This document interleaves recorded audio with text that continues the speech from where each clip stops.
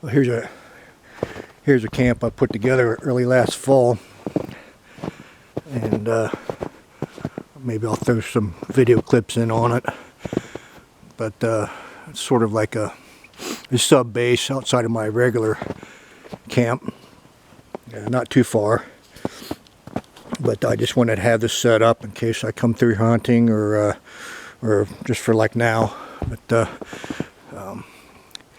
based on a TP system, but what's here is a versatile architecture system that I can do a lot of stuff too, and you know, suspend different types of tarps or debris, make debris shelters and whatnot. And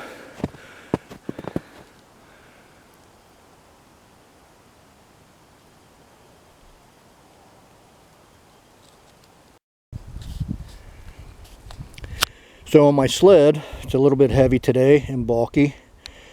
I have two 6-foot squares, pieces of canvas. These are Plash Palatka Russian Cold War shelter half systems. I have two full-size wool blankets. I have my Australian duster and an anorak shirt, and that pretty much is 95% of the bulk of that sled in terms of size and weight. But you know, I like the old school stuff that is tried and true, and once you get it in, then you're really glad you got it. But anyways, I'm gonna cook some moose tongue, some eggs, and just enjoy the beauty and reflect on the fact that the winter's just about over. And I always regret that, because I definitely enjoy winter camping more than I do in the summer. So I'm going to get this rearranged. Set up my shelter, get a little fire going, and just kind of take it easy and enjoy you know, the beauty and splendor of the wilderness here. Okay, so here's my configuration for sleeping.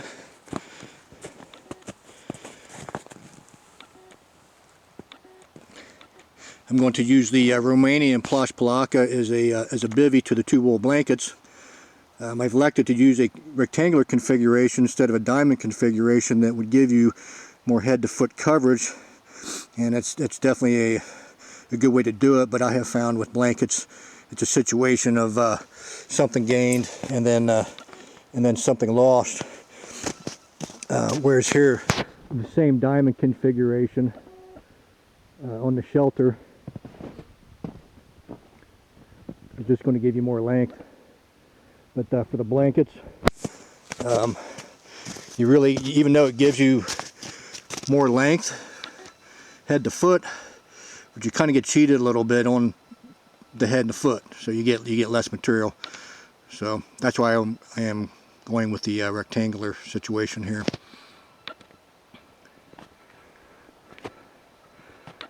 So it's starting to get a little bit late, and I need to get a fire going.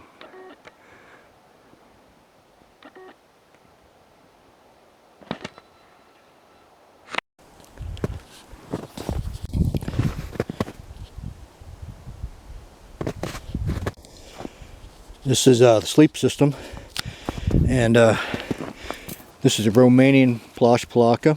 It has two armholes and an inside pocket. This is a Polish military wool blanket. And this is a very interesting object here. This is a French military, and it's called an antimite, meaning anti-mite or anti-bug. One of the hallmarks of this is these embroidered letters on here. And when I first bought this, I thought this was hand done or something. Somebody had done that. I thought that made it really kind of personal, like that about it. But that's how they come from the factory, like that. But these are made of horsehair.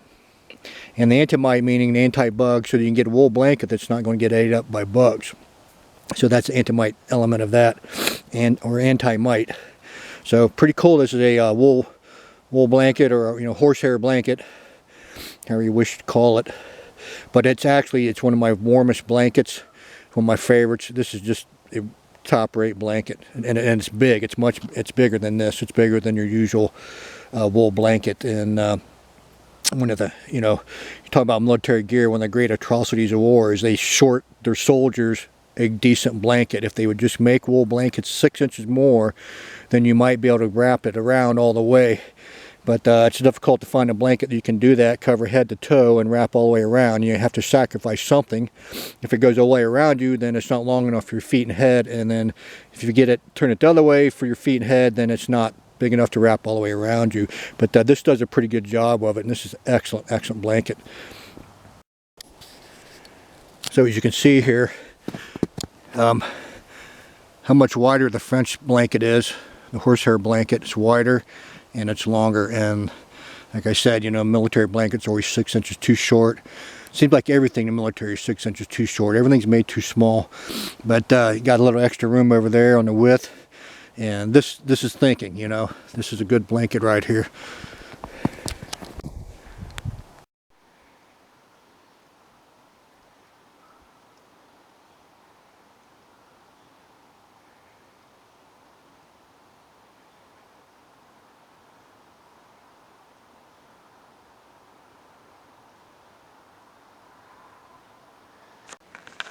My camp area has come along pretty good.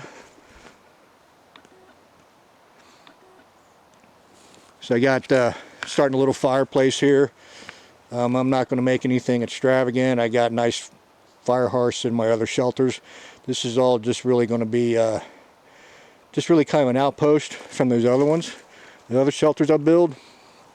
So like I said, whatever I happen to have in my pack with me, for example, this tarp here, I use that. That's a hunting tarp. I use that to clean game on and stuff. So that's what I'd be in my packs. If I come through here at any given time, I could use that to suspend from this pretty good sized TP system here. It's going to hold some weight.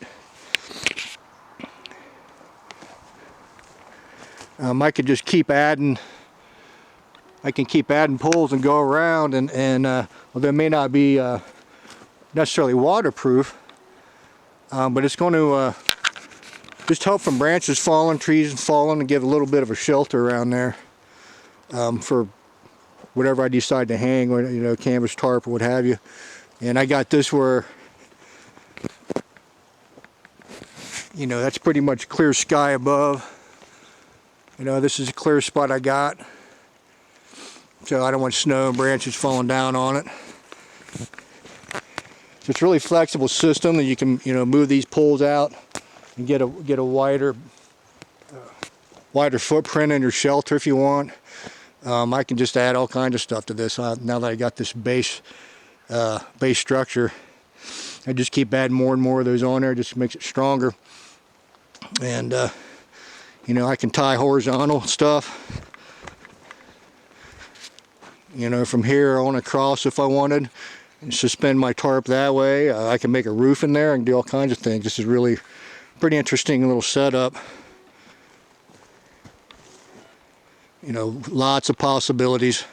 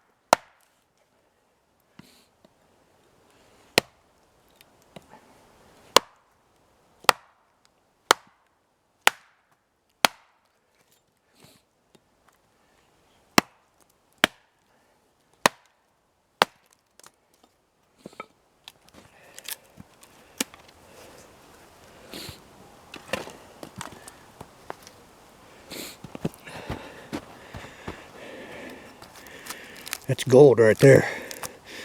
I almost hate to burn that. And it looked like a piece of meat. Like a fine steak there, nice marbling on that steak. I'm gonna try to get by without burning this. I might even take it home and frame it, hang it on my wall. So anyways, my new piece of gear here. Just doing with this belt axe, Granch's Brooks belt axe. So it's first time out with it, and it's doing pretty good so far, I got to say. And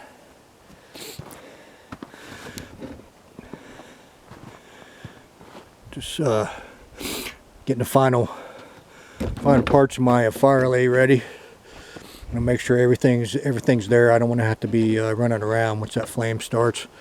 So I got a few bigger pieces that I need to get, and then let's start shaving up some of the initial ignition pieces, some feather sticks or something like that. See what I end up with, and then decide how I'm going to go about this.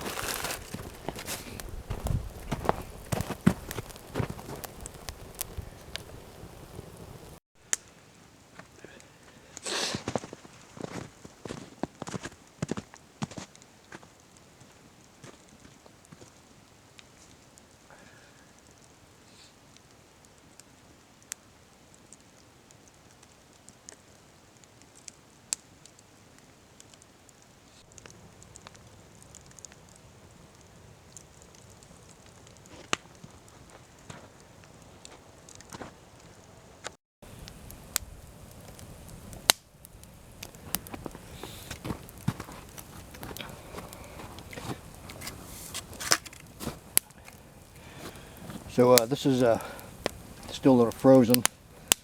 I'm hoping I timed it right, that the rigidity of it being froze will make it easier to cut this membrane off. I found in the past, if you skin fish, you're skinning fish for taxidermy, you want, you know, the skin all in one piece. If you do it when it's partially frozen, it's a lot easier. And in fact, you can get in there and do a lot of it with just your fingers. And, so I'll try it this way first. I think in the other video where I boiled it, I think I just boiled it too long, and the first tongue I've ever did, I did like I'm doing now a little bit, and it was better in terms of its consistency, or how it chewed.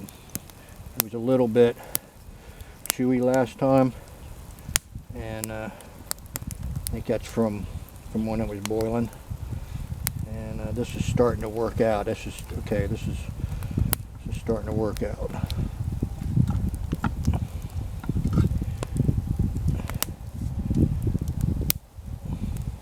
So this little paring knife, this is a knife maker in Montana. It's called Montana Americana knives, and they do a lot of well, for reenactment and period correct people who go out in the woods and do stuff. You know, they make patch knives and skinning knives, and so it's not too bad. It looks like this is working out pretty good.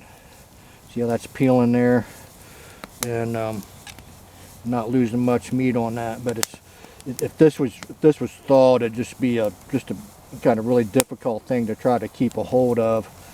And so I think this is working out, and I'm going to go ahead and finish this up. and that worked out real well. So yeah, like I said, if you want to do fish, you want to keep the skin, because I've used skin. I've tanned fish skins and I've done things with them. I've made cordage and things like that.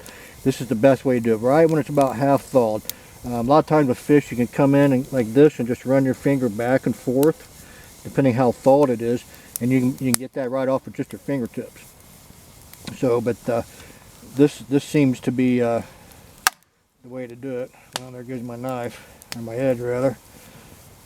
So, trying to do this and filming is always a pain.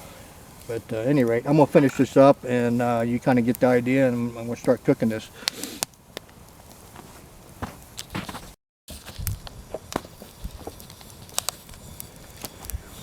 So I realized that my hand was in the way a little bit. I'm not sure if you saw that well enough. But, you know, look how red that is. That's just nice meat there. And like I said, you know, doing this when it's still a little bit frozen is a lot easier than if it's thawed. It'd just be, you know, like a piece of Play-Doh or something. So that's what we're looking for right here. So we're gonna peel all that off, and it's not frozen all the way through. I can go ahead and probably start cooking, I think, and well, that's what I'm going to do. So at any rate, that looks pretty good. That is good.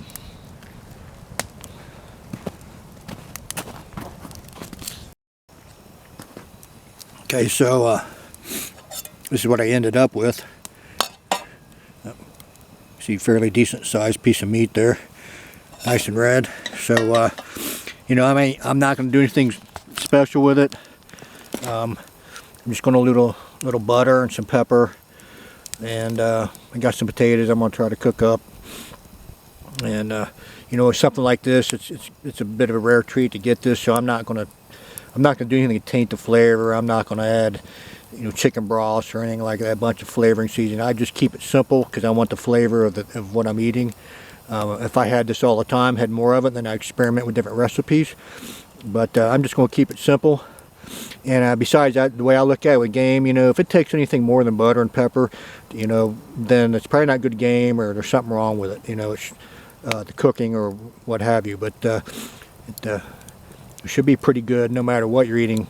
Just simple with a little bit of butter and pepper, and that's pretty much what we're doing now.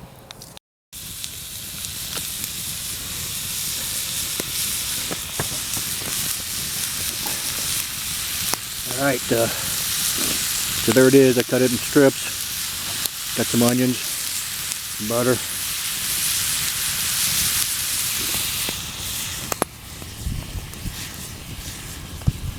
Got the potatoes on the boil, and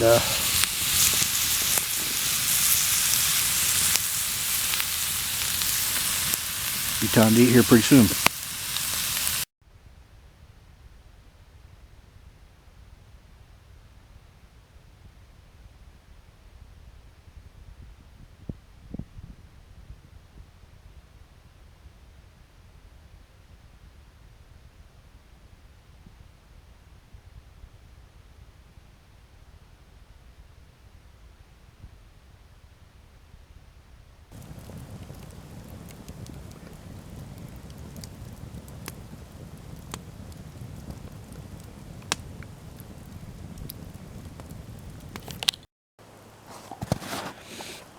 Okay, it's looking pretty good.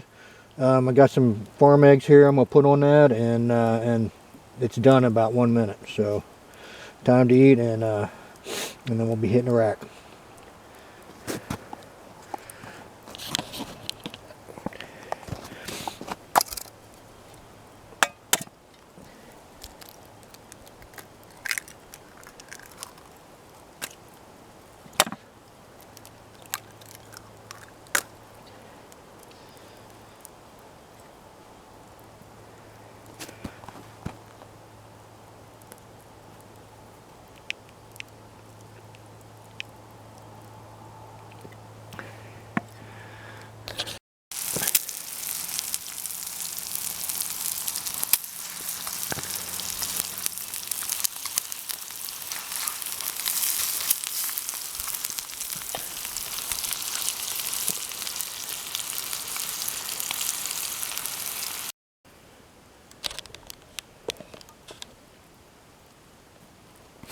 Okay, well, here we go. I'm gonna try to hold this light, handheld flashlight, and eat. So I got the potatoes and onions soup there with broth. That broth is gonna go good. That keep me warm. And let's give this a try.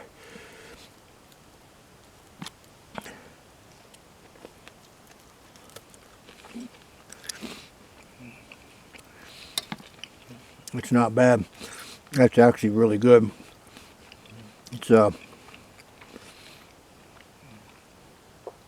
a little bit chewy, but the flavor is much better. And I don't really like boiling meat anyways, like I did on the last video. But this is pretty good. Of course, everything tastes good around a campfire. But like last time, just take little bites and you'll be fine. And these eggs are good. It's a farm fresh eggs. And cooked in that broth like that. Pretty good. So anyways, I'm gonna eat in peace. It's if you ever came out and did this, filming is a real hassle. It gets in the way of having fun sometimes. It's very stressful when you come out with an agenda and when you're trying to play that out, and filming gets in the way. But it's nice because it records your events and you look back on this later in life. So anyways, well, I'm going to eat and I'll be turning in.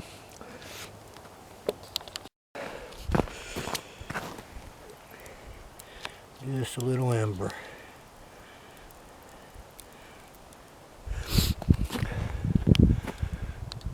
Moon's up there. It's coming out. Anyways, thanks for watching, and have a good night.